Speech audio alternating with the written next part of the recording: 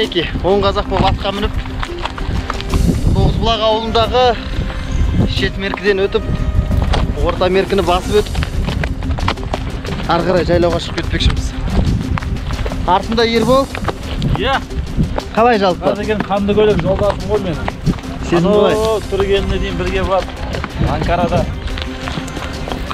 Анадолудан бастап дейсің ғой? Иә. Қара теңізге дейін бар. Яғни 10 қаласын аралағанбыз ғой енді міне. Қазақтың жерін екі ашағына орта меркі, шет меркі, қабел әңге қосқан аймақ.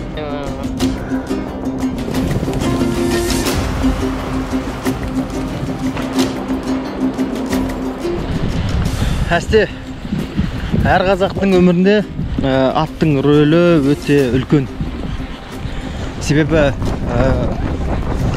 сонау ғасырдан бері аттың жауында ойнап, жауға шауып, ел қорғаған батырлардың бағанағы қаны бүгінгі ұрпақта да бар. Демек атқа жиі отырып тұру керек. Ат ер қанаты дейді ғой енді. Жиі міну керек атқа. Атқа мінсең нағыз қанаттанатын сәт осы жер.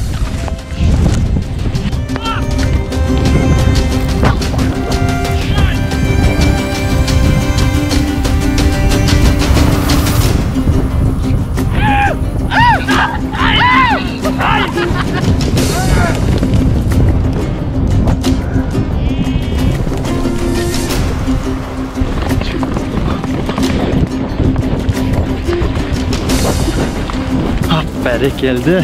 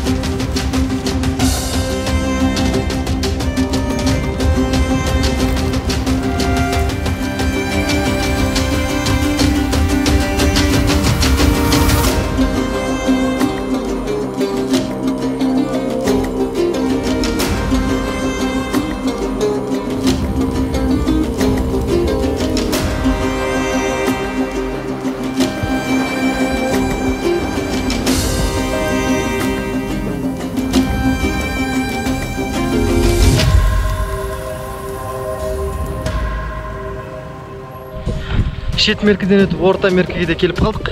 Енді мына жақтың табиғаты сөз жоқ ағайындар. Мынау нағыз бір живопись, пейзаж. Қазақтың табиғаты өте керемет. Ақбозатым астында дүбірге түскен тұлпардай осы осқырынып тұр. Мас бермей. Қанаттанып кетті екен шыны керек. Бағанадан бері шауып біраз саябырланып та жатырмыз.